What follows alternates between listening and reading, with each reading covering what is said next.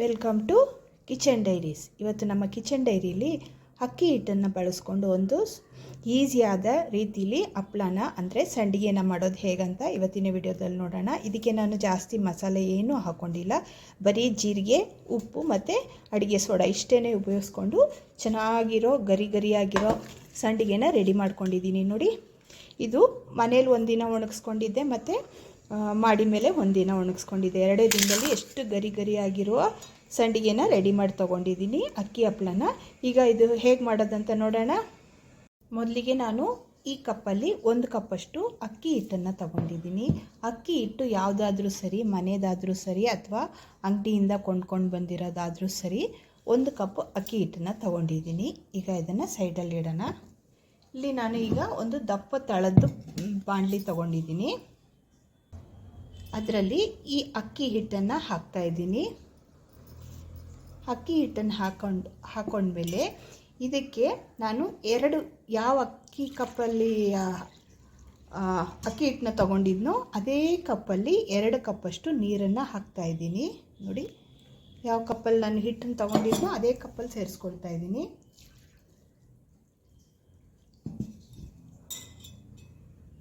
ಈಗ ಸದ್ಯಕ್ಕೆ 2 ಕಪ್ ಅಷ್ಟು ನೀರನ್ನ ಸೇರಿಸ್ಕೊಂಡಿದ್ದೀನಿ. ನೀರು ಸೇರಿಸ್ಕೊಂಡ್ಮೇಲೆ ಈಗ ಒಂದ್ಸಲ ನೀಟಾಗಿ ಮಿಕ್ಸ್ ಮಾಡ್ಕೊಳ್ಳೋಣ. ಸ್ವಲ್ಪನೂ ಗಂಟುಗಳಿಲ್ದಿರೋ ರೀತಿಲಿ ನಾವು ಮಿಕ್ಸ್ ಮಾಡ್ಕೋಬೇಕಾಗತ್ತೆ.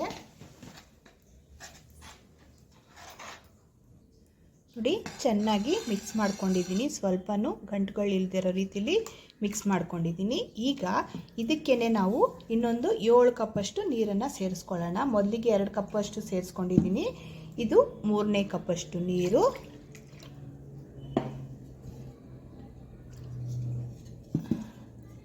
ಇದು 4,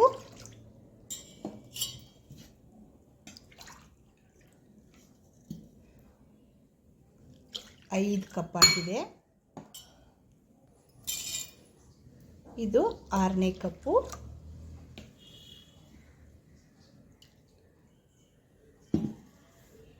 7,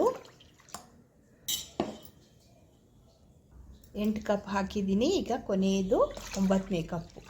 9 ಕಪ್ ನೀರು ಹಾಕೊಂಡ್ಮೇಲೆ ಈಗ ಒಂದ್ಸಲ ನೀಟಾಗಿ ಮಿಕ್ಸ್ ಮಾಡ್ಕೊಳ್ಳೋಣ. ಯಾಕಂದರೆ ಅಕ್ಕಿ ಹಿಟ್ಟು ತಳದಲ್ಲಿ ಕುತ್ಕೊಂಡ್ಬಿಡುತ್ತೆ, ಹಾಗಾಗಿ ನೀಟಾಗಿ ಒಂದ್ಸಲ ಮಿಕ್ಸ್ ಮಾಡ್ಕೊಳ್ಳೋಣ. ಈಗ ನೋಡಿ, ಇದನ್ನು ಸ್ಟವ್ ಮೇಲೆ ಇಟ್ಕೊಂಡಿದ್ದೀನಿ. ಸ್ಟವ್ ಮೇಲೆ ಇಟ್ಟು ಚೆನ್ನಾಗಿ ಒಂದ್ಸಲ ಮಿಕ್ಸ್ ಮಾಡಿದ್ಮೇಲೆ ಸ್ಟವ್ ಫ್ಲೇಮ್ನ ಆನ್ ಮಾಡ್ಕೊಳ್ಳೋಣ. ನೀಟಾಗಿ ಮಿಕ್ಸ್ ಮಾಡಿಕೊಂಡು ಸ್ಟವ್ ಫ್ಲೇಮ್ನ ಆನ್ ಮಾಡ್ಕೊಳ್ತಾ ಇದ್ದೀನಿ.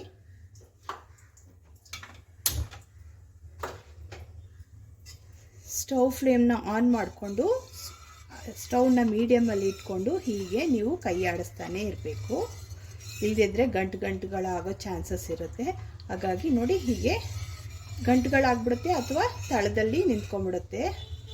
ಹಾಗಾಗಿ ಹೀಗೆ ಮಿಕ್ಸ್ ಮಾಡ್ತಾನೆ ಇರಬೇಕು.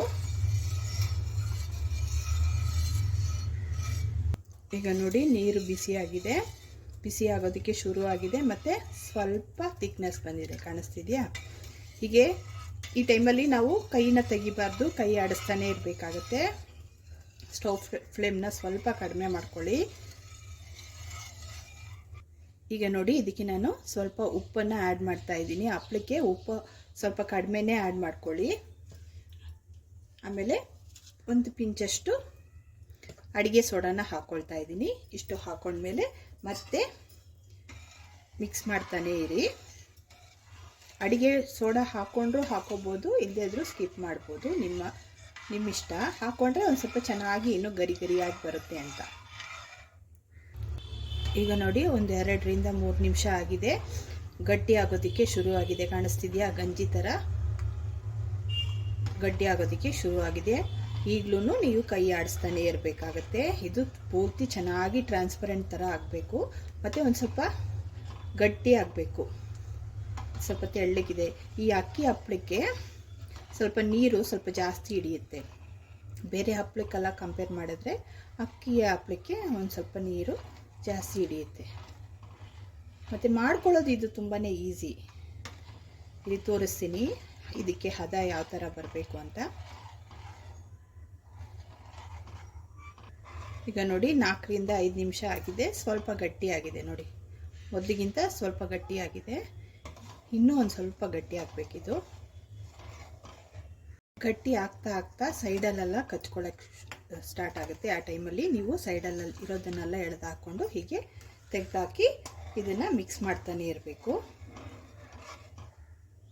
ನೋಡಿ ಈಗ ಒಂದು 6 ರಿಂದ 7 ನಿಮಿಷ ಆಗಿದೆ. ಈಗ ನೋಡಿ ಗಟ್ಟಿ ಆಗೋದು ನೋಡಿ, ತುಂಬ ಟ್ರಾನ್ಸ್ಪರೆಂಟ್ ಆಗಿದೆ. ಈಗ ಹೆಂಗೆ ಚೆಕ್ ಮಾಡ್ಕೊಳ್ಳೋದು ಅಂದರೆ, ನೀವು ಹೀಗೆ ಸೌಟಲ್ಲಿ ತೆಗೆದು ಹಾಕಿದಾಗ ನೋಡಿ ಲಾಸ್ಟು ಇರುತ್ತಲ್ಲ ಅದನ್ನು ಕಷ್ಟಪಟ್ಟು ಬೀಳಬೇಕಾಗತ್ತೆ. ನೋಡಿ ಸಲೀಸಾಗಿ ಬೀಳ್ತಾ ಇಲ್ಲ, ನಾವು ಹಿಂಗೆ ಅಂದ್ರೇ ಬೀಳ್ತಾ ಇದೆ.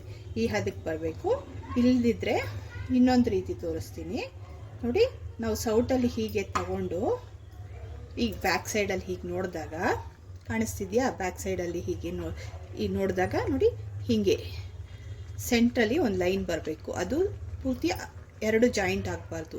ಇದು ಒಂದು ಮೆಥಡು. ಇನ್ನೊಂದು ಮೆಥಡ್ ತೋರಿಸ್ತೀನಿ. ಇನ್ನೊಂದು ಮೆಥಡು, ಒಂದು ತಟ್ಟೆ ತಗೊಳ್ಳಿ, ಅದರಲ್ಲಿ ಹೀಗೆ ಒಂದು ಸ್ವಲ್ಪ ಹಾಕ್ಕೊಳ್ಳಿ.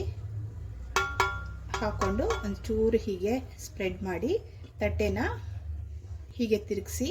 ಅದು ಯಾವ ಕಡೆನೂ ಹರ್ಕೊಂಡ್ಬಂದಿಲ್ಲ ಅಂದರೆ ಹಿಟ್ಟು ರೆಡಿ ಆಗಿದೆ ಅಂತ ನೋಡಿ. ಕಾಣಿಸ್ತಿದೆಯಾ? ಇದನ್ನು ಟೆಸ್ಟ್ ಮಾಡೋದು ರೀತಿ ನೋಡಿ. ಹೀಗೆ ಸೌಟನ್ನು ತಿರುಗಿಸ್ಕೊಂಡು ನೋಡಿ ಎಷ್ಟು ಚೆನ್ನಾಗಿ ಲೈನ್ ಬರ್ತಿದೆ. ಈಗ ಹಿಟ್ಟು ರೆಡಿ ಆಗಿದೆ. ಈಗ ಇದನ್ನೊಂದು 5 ನಿಮಿಷ ಹಾಗೇ ಬಿಡೋಣ. ತುಂಬ ಬಿಸಿ ಇದೆಯಲ್ಲ, ಒಂದು 5 ನಿಮಿಷ ಹಾಗೆ ಬಿಡೋಣ. ಸ್ಟವ್ ಮೇಲಿಂದ ಇಳಿಸ್ಕೊಂಡಿದ್ದೀನಿ. ಈಗ ಇದನ್ನು ಸ್ವಲ್ಪ ತಣ್ಣಗೆ ಮಾಡ್ಕೊಳ್ಳೋಣ. ತುಂಬ ಬಿಸಿ ಇದೆಯಲ್ವ, ಹಾಗಾಗಿ ಸ್ವಲ್ಪ ತಣ್ಣಗೆ ಮಾಡ್ಕೊಳ್ಳೋಣ. ಹೀಗೆ ಮಿಕ್ಸ್ ಮಾಡ್ತಾನೆ ಇರಿ, ಇಲ್ಲದಿದ್ದರೆ ಇದ್ರ ಮೇಲೆ ಒಂಥರ ಕಟ್ಕೊಳ್ಳುತ್ತೆ, ಗಂಜಿ ಥರ ಕಟ್ಕೊಳ್ಳುತ್ತೆ. ಹಾಗಾಗಿ ಹೀಗೆ ಮಿಕ್ಸ್ ಮಾಡ್ತಾನೆ ಇರಿ. ಒಂದು 5 ನಿಮಿಷ ಆಗಿದೆ, ಸ್ವಲ್ಪ ತಣ್ಣಗಾಗಿದೆ. ಈ ಟೈಮಲ್ಲಿ ನಾನು 1 ಸ್ಪೂನಷ್ಟು ಜೀರಿಗೆನ ಹಾಕ್ಕೊಳ್ತಾ ಇದ್ದೀನಿ. ಇದು ಟೋಟಲಿ ಆಪ್ಷನಲ್ಲು, ನಿಮ್ಗೆ ಬೇಕಾದರೆ ಮಾತ್ರ ಹಾಕ್ಕೊಳ್ಳಿ, ಇಲ್ಲದೇ ಇದ್ದರೆ ಸ್ಕಿಪ್ ಮಾಡಿ. ನಾನು ಹಾಕ್ಕೊಂಡಿದ್ದೀನಿ, ಫ್ಲೇವರ್ಗೋಸ್ಕರ ಹಾಕ್ಕೊಂಡಿದ್ದೀನಿ. ಜೀರಿಗೆ ಹಾಕ್ಕೊಂಡ್ಮೇಲೆ ಒಂದ್ಸಲ ನೀಟಾಗಿ ಮಿಕ್ಸ್ ಮಾಡ್ಕೊಳ್ಳಿ. ಈಗ ನೋಡಿ, ನಾನು ಸ್ವಲ್ಪ ಹಿಟ್ಟನ್ನು ಒಂದು ಬಟ್ಲಿಗೆ, ಸಣ್ಣ ಬಟ್ಲಿಗೆ ತಗೊಳ್ತಾ ಇದ್ದೀನಿ.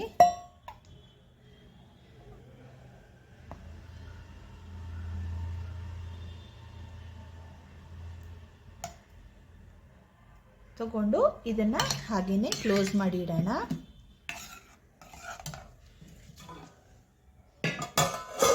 ಈಗ ನೋಡಿ, ನಾನು ಈ ಥರ ಒಂದು ದೊಡ್ಡ ಸ್ಪೂನ್ ತಗೊಂಡಿದ್ದೀನಿ. ಈ ಥರ ಒಂದು ಪಾಲಿಥಿನ್ ಕವರ್ನ ಸ್ಪ್ರೆಡ್ ಮಾಡ್ಕೊಂಡಿದ್ದೀನಿ. ಈಗ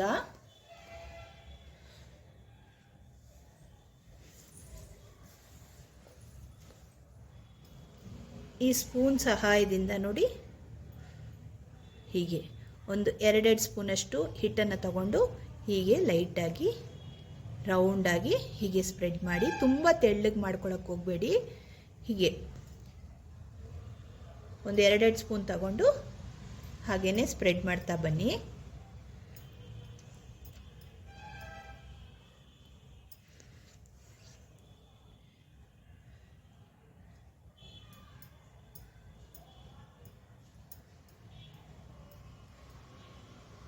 ತೆಳು ಮಾಡಿಕೊಂಡ್ರೆ ಒಣಗಿದ ಮೇಲೆ ಅದು ಒಡೆದೋಗೋ ಚಾನ್ಸಸ್ ಇರುತ್ತೆ. ಹಾಗಾಗಿ ಸ್ವಲ್ಪ ಗಟ್ಟಿಯಾಗೆ ಮಾಡ್ಕೊಳ್ಳಿ. ತುಂಬ ಹರಡಕ್ಕೆ ಹೋಗಬೇಡಿ.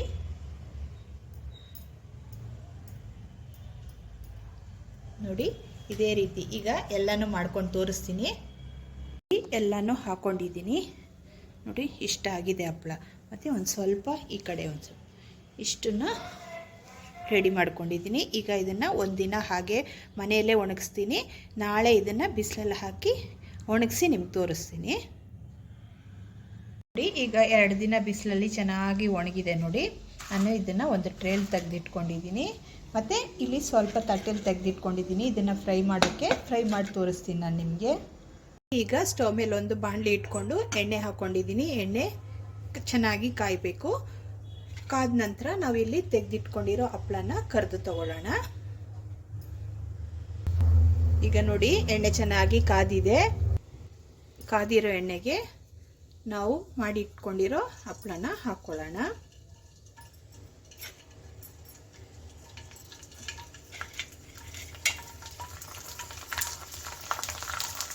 ಎಷ್ಟು ಚೆನ್ನಾಗಿ ಅರಳುತ್ತಿದೆ ನೋಡಿ.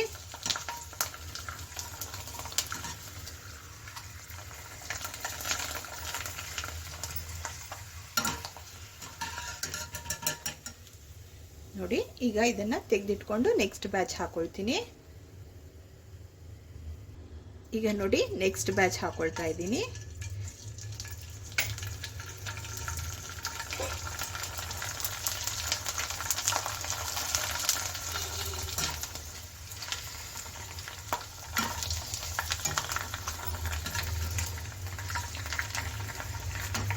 ನೋಡಿ ಇದು ಚೆನ್ನಾಗಿ ಅರಳಿದೆ ನೋಡಿ, ಎಷ್ಟು ಚೆನ್ನಾಗಿ ಅರಳಿದೆ ನೋಡಿ. ಈಗ ಇದನ್ನು ತೆಗೆದು ಇದೇ ಥರ ಎಲ್ಲನೂ ಮಾಡ್ಕೊಳ್ಳೋಣ. ನೋಡಿ ನಾನು ಹಪ್ಪಳನ ಕರೆದು ತಟ್ಟೆಯಲ್ಲಿ ತಗೊಂಡಿದ್ದೀನಿ. ತುಂಬಾ ಚೆನ್ನಾಗಿ ಬಂದಿದೆ ನೋಡಿ, ಕಾಣಿಸ್ತಿದೆಯಾ? ನಾನು ಇದಕ್ಕೆ ಏನೂ ಹಾಕಲಿಲ್ಲ, ಜೀರಿಗೆ ಮತ್ತು ಉಪ್ಪು ಮತ್ತು ಸ್ವಲ್ಪ ಅಡುಗೆ ಸೋಡಾ ಹಾಕಿದೆ ಅಷ್ಟೇ. ಎಷ್ಟು ಚೆನ್ನಾಗಿ ಬಂದಿದೆ ನೋಡಿ. ಮಾಡ್ಕೊಳ್ಳೋದು ತುಂಬ ಈಸಿ ಅಲ್ವಾ? ಗಂಜಿ ಥರ ಮಾಡಿ ಅದನ್ನು 1-2 ಸ್ಪೂನ್ ಹಾಕಿ ಲೈಟಾಗಿ ಸ್ಪ್ರೆಡ್ ಮಾಡಿದ್ರೆ ಇಷ್ಟು ಚೆನ್ನಾಗಿರೋ ಸಂಡಿಗೆ ನಿಮಗೆ ರೆಡಿ ಆಗುತ್ತೆ. ಇವತ್ತಿನ ರೆಸಿಪಿ ಏನಾದರೂ ನಿಮಗೆ ಇಷ್ಟವಾದರೆ ಲೈಕ್ ಮಾಡಿ, ಶೇರ್ ಮಾಡಿ ಮತ್ತು ಸಬ್ಸ್ಕ್ರೈಬ್ ಮಾಡೋದನ್ನು ಖಂಡಿತ ಮರಿಬೇಡಿ.